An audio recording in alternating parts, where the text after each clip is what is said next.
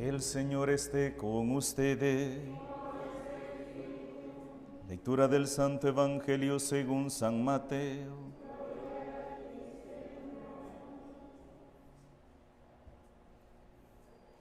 En el capítulo 9, en aquel tiempo, Jesús subió de nuevo a la barca, pasó a la otra orilla del lago y llegó a Cafarnaúm, su ciudad. En esto trajeron a donde él estaba a un paralítico postrado en una camilla. Viendo Jesús la fe de aquellos hombres, le dijo al paralítico: «Ten confianza, hijo, se te perdonan tus pecados». Al oír esto, algunos escribas pensaron: «Este hombre está blasfemando». Pero Jesús, conociendo sus pensamientos, les dijo: «¿Por qué piensan mal en su corazón? ¿Qué es más fácil decir: se te perdonan tus pecados, o decir: levántate y anda? Pues para que sepan que el Hijo del Hombre tiene poder en la tierra para perdonar los pecados». Le dijo entonces al paralítico: «Levántate, toma tu camilla y vete a tu casa». Él se levantó y se fue a su casa. Al ver esto, la gente se llenó de temor y glorificó a Dios, que había dado tanto poder a los hombres. Palabra del Señor. Por las palabras del Santo Evangelio sean perdonados nuestros pecados. Siéntense, por favor. El profeta Amós nos dice que Dios es el único capaz de penetrar el corazón del hombre, ver lo que hay dentro del corazón y lo que hay en el pensamiento.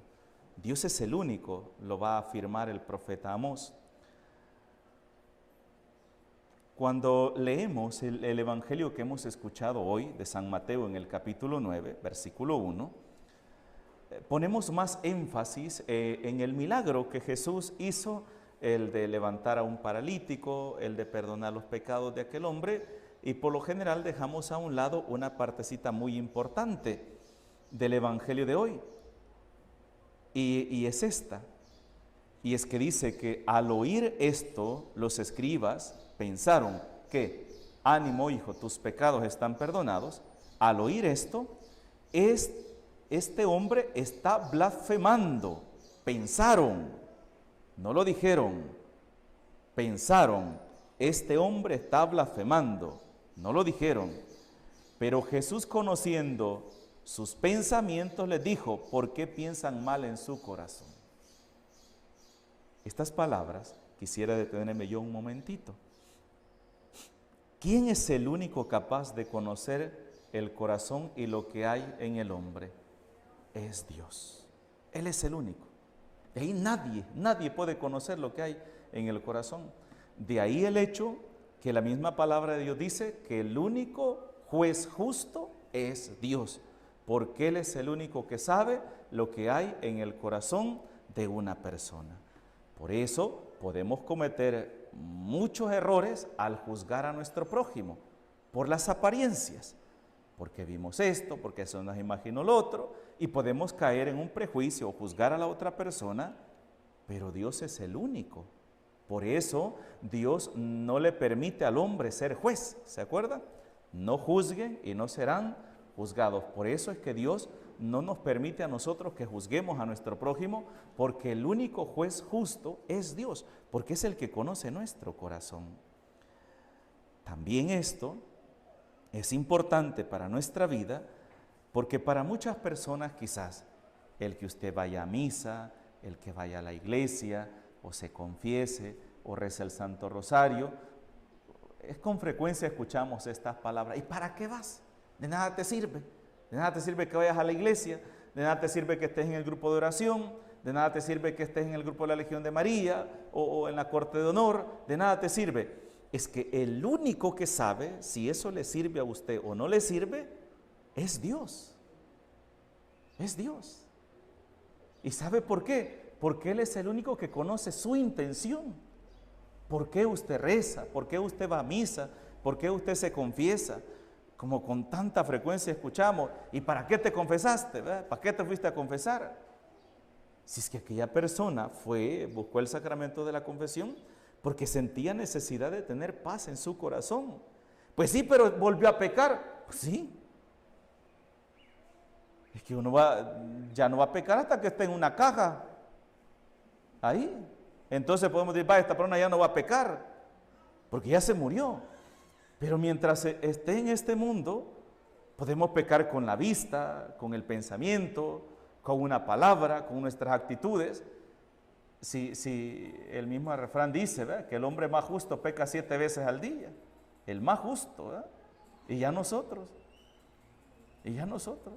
Incluso, imagínense Job, que hablamos de santo Job, ¿verdad? Un hombre santo del Antiguo Testamento, que un hombre que padeció tantas pruebas, y la Biblia lo considera santo, pero él renegó. ¿No han leído ese texto cuando él maldijo su vida? Maldijo el día que nació, ¿verdad? ¿Por qué nací? ¿Verdad? Pero no renegó de Dios. Ahí está la diferencia. No renegó, maldijo el día. ¿Por qué nací? ¿Verdad? Tanta desgracia que me ha venido. Había perdido sus hijos, había perdido su salud, había perdido sus amigos, sus bienes, todo lo había perdido. Maldijo el día. ¿Por qué nací? Mejor no hubiera nacido.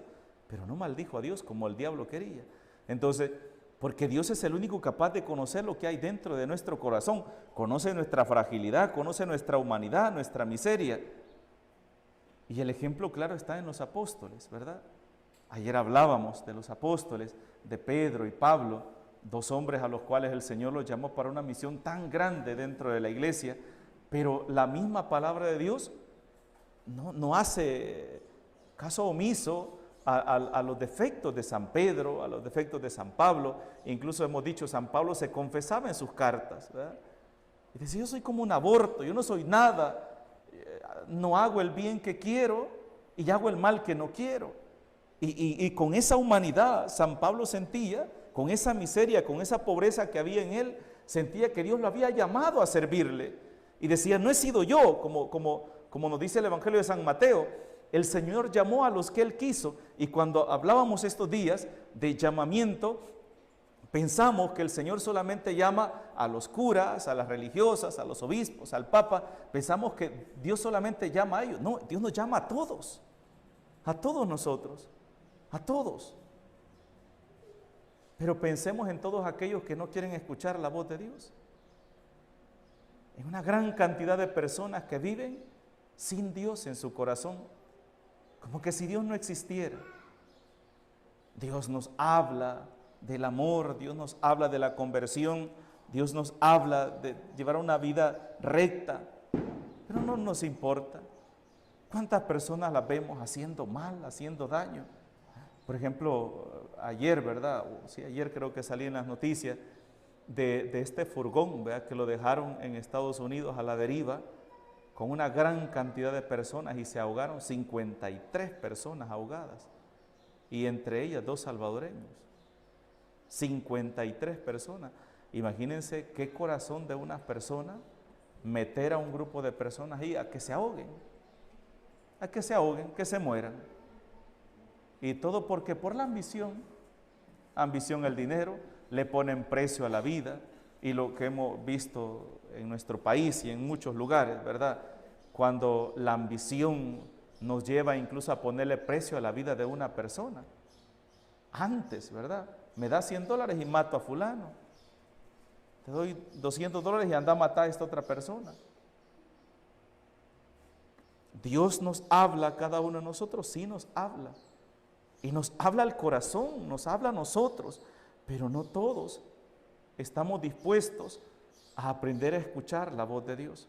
Como lo escuchábamos hoy en la primera lectura tomada del libro del profeta Amós. Amós ha ido a predicar al reino del norte.